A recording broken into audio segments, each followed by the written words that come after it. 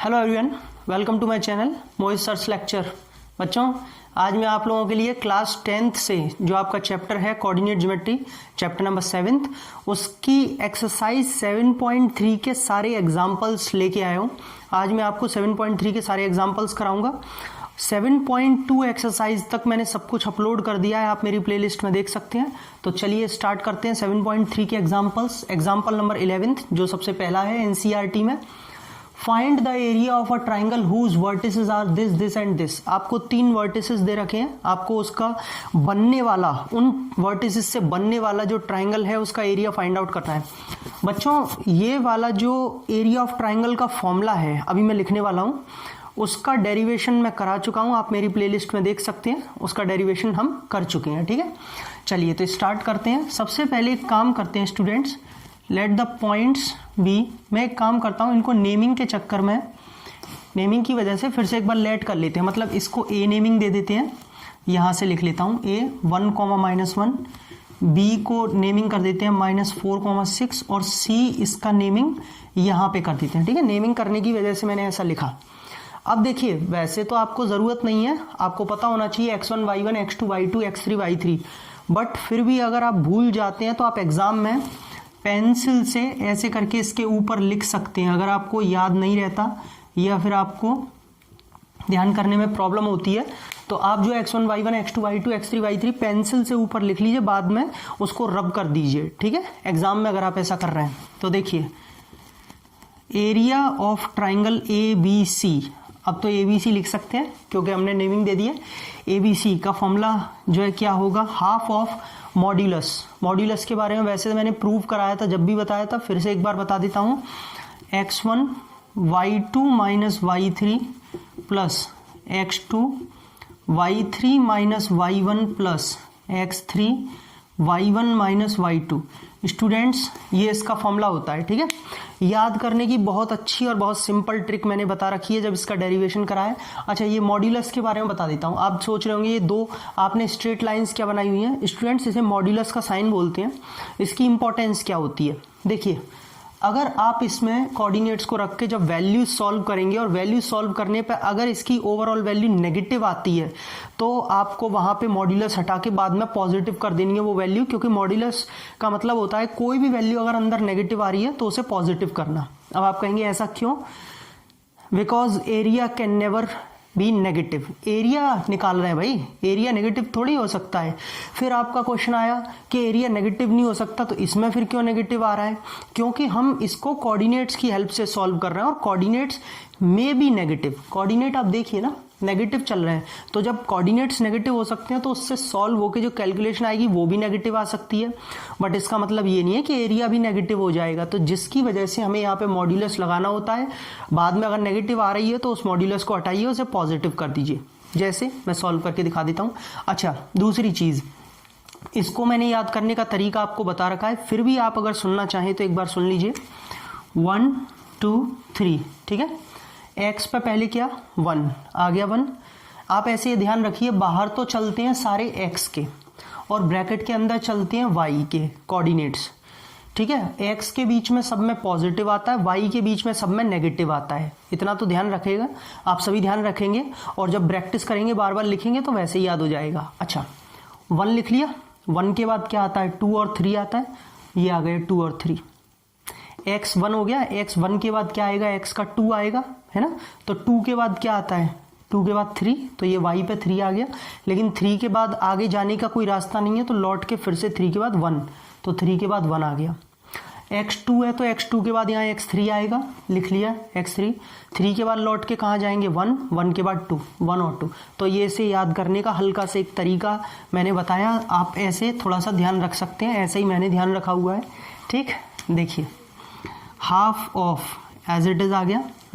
x1 की जगह यहां से देखा 1, y2 की जगह अगर हम देखें तो 6 है, माइनस y3 की जगह -5 है, लेकिन y3 -5 है और ये माइनस ओवरऑल प्लस का 5 हो जाएगा, प्लस x2 की जगह -4 आ जाएगा, y3 की जगह -5 माइनस y1 की जगह -1 है, y1 की जगह -1 है, तो वो माइनस माइनस प्लस का 1 हो जाएगा, प्लस x3 की जगह -3 है तो ब्रैकेट में जाएगा y1 माइनस y2, y1 की जगह -1 माइनस y2 की जगह 6, ये लीजिए स्टूडेंट्स, ठीक है, मॉड्यूलस क्लोज हो गया। और यहाँ पे 6 और 5 11, ये माइनस का 4 बचेगा, कैलकुलेशन तो बहुत इजी है, -4 माइनस माइनस प्लस का 16 हो जाएगा, ये माइनस का 7 और माइनस का 3 माइनस माइनस प्लस के 21 हो जाएंगे, क्योंकि 7 3 21 हो जाएगा ना। आगे ही सॉल्व कर देता हूँ, हाफ ऑफ ये आपका 11 और 16 कितना 27 27 28 और 20 48, तो ये आपका सॉल्व करके आएगा 24 स्क्वायर यूनिट।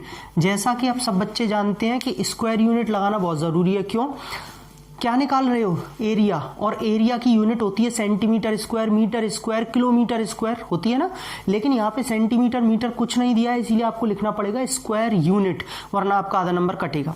तो बच्चों ये हमने यहाँ पे सॉल्व कर लिया एरिया ऑफ ट्राइंगल, जो कि इन तीनों वर्टिसेस से बनेगा। तो आई होप आपको क्लियर हो गया होगा कि ये कैसे हम फाइंड करते हैं। देखिए ये एग्जाम्पल नंबर 12 मैंने आप लोगों के लिए यहाँ पे लिख दिया है। Find the area of a triangle whose vertices are, या फिर फॉर्म्ड बाय द वर्टिसेस, इनसे बन रहा है। अब आप सोच रहे होंगे कि ये तो अभी पहले वाले जैसे क्वेश्चन की तरह एज इट इज, तो इसको करके क्या फायदा होगा, वही लगाना है जी, कुछ तो एक्स्ट्रा होगा, इसीलिए एग्जाम्पल दिया हुआ है किताब में, देख लेते हैं क्या अलग चीज मिलती है। तो देखिए यहाँ पे अब मैं आपको सीधे सीधे एरिया ऑफ ट्राइंगल ABC लिखता हूँ। अच्छा, फॉर्मूला मैं एक बार लगा देता हूँ, क्योंकि वैसे तो मैं आपको बता चुका हूँ, लेकिन मुझे पता है आपको कन्फ्यूजन क्रिएट हो जाएगा अगर मैंने फॉर्मूला नहीं लिखा तो, क्योंकि मुझे तो याद है लेकिन आपको प्रॉब्लम होगी, इसीलिए मैं आप लोगों के लिए ये फॉर्मूला लिख देता हूँ। ठीक है, 15 सेकंड मुश्किल से लगेंगे, लिख दिया। अब देखिए हाफ ऑफ, कुछ ज़्यादा समझाने की चीज़ नहीं है, सारी चीज़ें पता है। x1 y1, तो x1 की जगह क्या आ जाएगा 5, ठीक है। y2 minus y3, y2 minus y3, y2 minus, लेकिन y3 खुद नेगेटिव है माइनस का, तो प्लस का 4 हो जाएगा, प्लस x2 की जगह क्या आएगा 4, y3 माइनस y1, y3 कितना है -4, माइनस y1 कितना है 2, तो 2 आ जाएगा, प्लस x3 कितना है students 7, y1 minus y2 2 minus 7, तो ये 2 माइनस का 7, ये मॉड्यूलस क्लोज हो गया।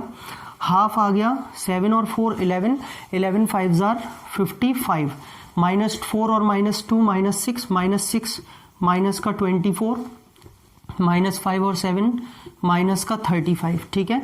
हाफ ऑफ, देखिए 24 और 35 कितने हो जाएंगे 39 और 49 59, सॉरी ये तो 55 ही रहेगा, ये कितने हो जाएंगे 59। क्या किया है मैंने, -24 और -35 को ऐड किया, तो माइनस का 59, तो स्टूडेंट्स ओवरऑल ही आया हाफ ऑफ माइनस का 4। अब देखिए इसी की मैं बात करना चाह रहा था थोड़ी देर पहले, अभी जो मैं बता रहा था नेगेटिव भी आता है, तो इसीलिए क्वेश्चन ये डाला गया है कि आपको पता चल सके कि नेगेटिव कैसे आता है और कैसे हम उसको लिखते हैं।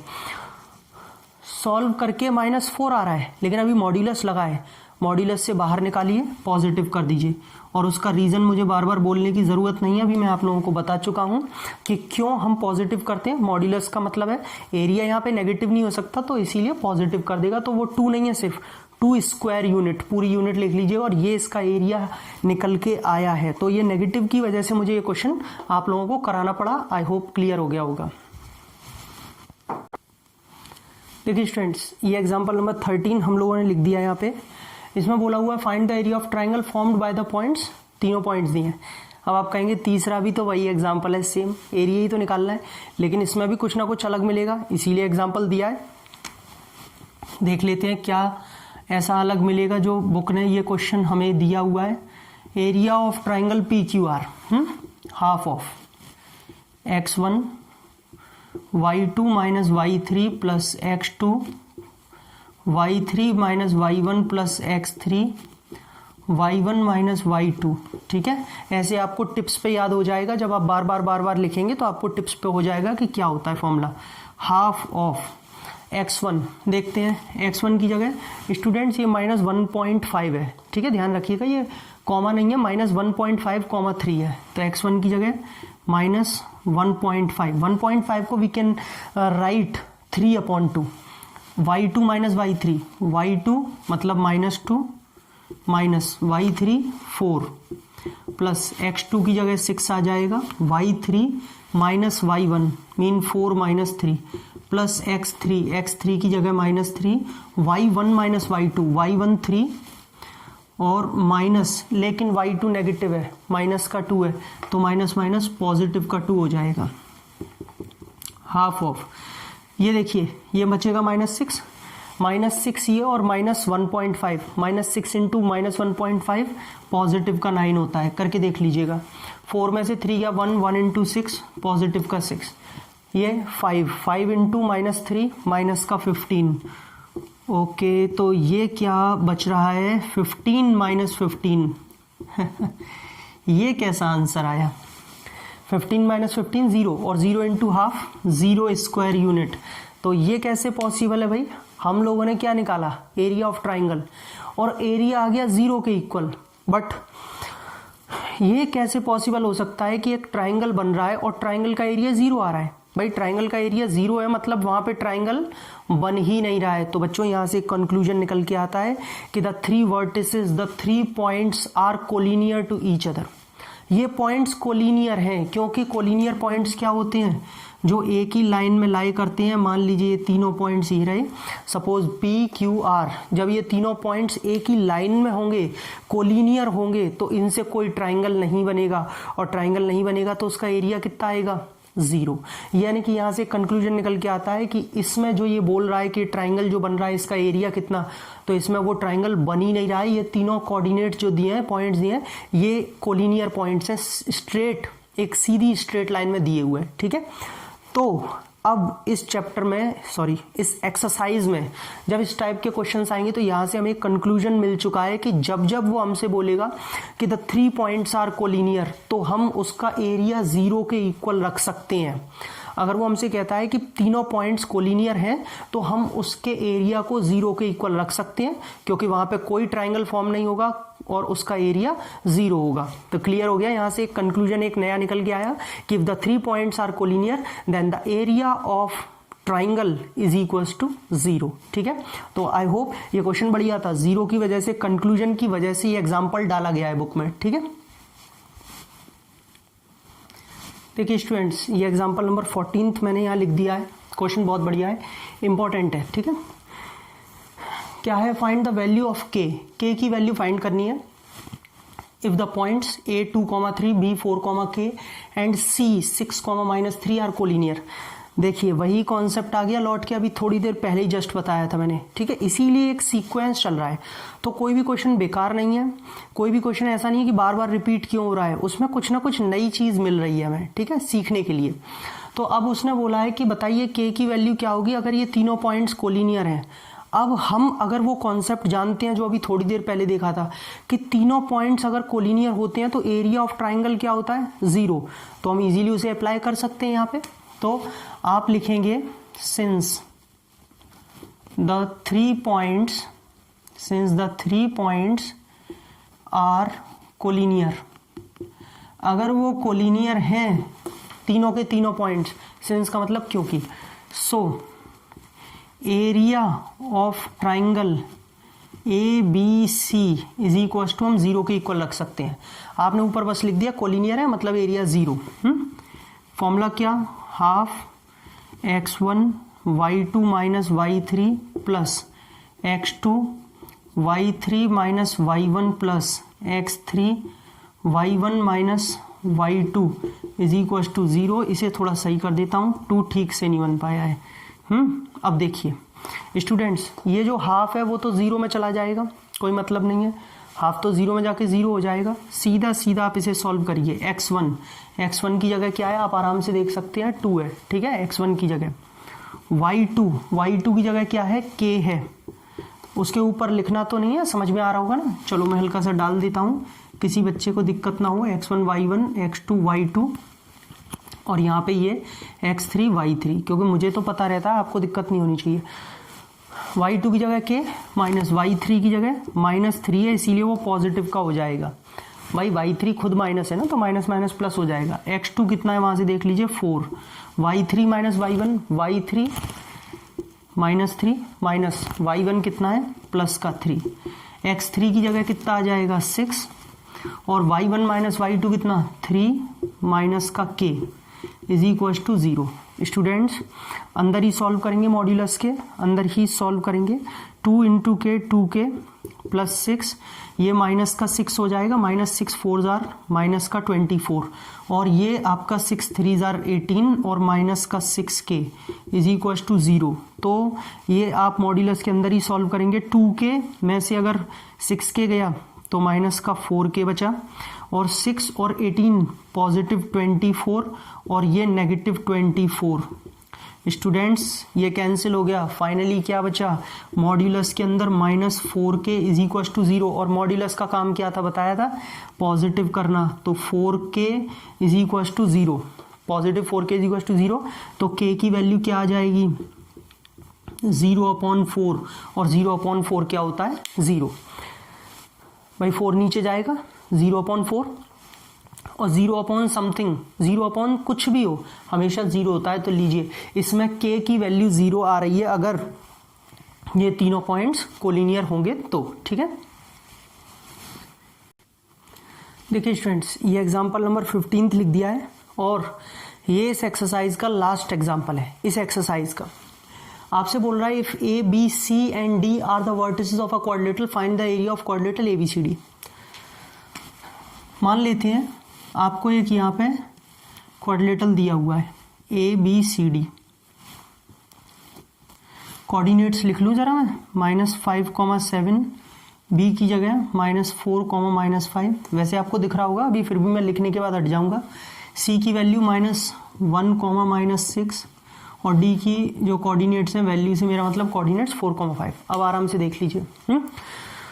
ये कोई एक क्वाड्रिलेटरल ABCD जिसके चारों वर्टिसेस दे रखे हैं, आपसे इसका एरिया निकलवा रहा है। क्वाड्रिलेटरल का तो एरिया निकलेगा नहीं, क्योंकि क्वाड्रिलेटरल के एरिया का फॉर्मूला तो यहाँ पे है नहीं है। लेकिन अगर हम इसको एक डायगोनल डाल के 2 ट्राइंगल्स में बाइसेक्ट कर दें, तो अलग अलग 2 ट्राइंगल्स का एरिया निकालिए। हमारे पास एरिया ऑफ ट्राइंगल का फॉर्मूला है, दोनों को ऐड कर दीजिए तो आपके पास में एरिया ऑफ क्वाड्रिलेटरल निकल आएगा। अब कई बार स्टूडेंट्स पूछते हैं कि सर डायगोनल AC डालें या डायगोनल BD, कौन सा डायगोनल। आप कोई भी डायगोनल डाल लीजिए, इससे कोई फर्क नहीं पड़ता, एरिया आपको दोनों से सेम मिलेगा, ठीक है। मान लीजिए मैं AC डायगोनल डाल देता हूँ, ये लीजिए। तो एक तरीके से डायगोनल डालते ही अब ये 2 ट्राइंगल्स में डिवाइड हो गया, ABC ट्राइंगल और ACD ट्राइंगल, दोनों के एरिया अलग अलग निकालिए और ऐड कर दीजिए, ठीक है। तो देखिए सबसे पहले हम लिखेंगे area of triangle ABC half of x1 y2 minus y3 plus x2 y3 minus y1 plus x3 y1 minus y2।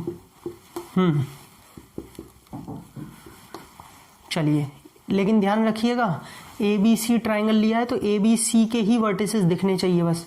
जैसे मैं आपकी कंफर्टेबिलिटी के लिए यहाँ पे लिख देता हूँ x1 y1 x2 y2 और x3 y3, ये मैंने आप लोगों के लिए लिख दिया ताकि आपको कंफ्यूजन ना हो। x1 कितना है -5, y2 कितना है -5 माइनस y3 कितना आप देखते जाइए -6, तो माइनस माइनस प्लस का 6 हो जाएगा, प्लस x2 कितना है -4, y3 कितना है -6 माइनस y1 कितना है 7 प्लस x3 कितना है -1, y1 माइनस y2 मतलब 7 प्लस का 5, माइनस माइनस प्लस, क्यों y1 की जगह 7 माइनस आ जाता लेकिन y2 खुद नेगेटिव है, ठीक है।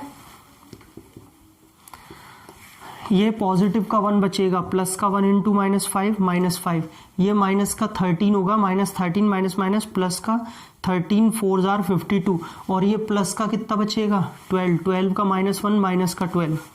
तो स्टूडेंट्स आगे देख लेते हैं हाफ ऑफ 52 में से अगर 12 गए तो कितने बचे 40 में से 5 गए तो पॉजिटिव के 35 बचेंगे, तो ओवरऑल ये आएगा 17.5। अभी मैं स्क्वायर यूनिट इसके आगे नहीं लिख रहा हूँ, 17.5 ABC का आया है। अब हम क्या करेंगे, अभी जगह है तब तक लिख देता हूँ एरिया ऑफ ट्राइंगल ACD। अब हम निकालेंगे ACD का एरिया, ACD। अब देखिए थोड़ा सा चेंज करता हूँ, x1 y1 नहीं रहने दीजिए, ACD है। आप एक काम कर लीजिए, अब इसे x2 y2 कर दीजिए और इसे x3 y3। अब हो सकता है कुछ बच्चे ये सोच रहे हो कि सर उसे x3 y3 रहने दीजिए, आप इसे x2 y2 कर लीजिए तो कोई फर्क पड़ेगा? कोई फर्क नहीं, आप इसे कर लीजिए x2 y2, एक ही बात है। चलिए, मैंने यहीं पे क्यों लिखा है इसे पता है? क्योंकि इसमें फॉर्मूला तो भी लिखा हुआ है, तो दोबारा नहीं लिखना पड़ेगा, आपको ऊपर से ही फॉर्मूला इजीली दिख जाएगा।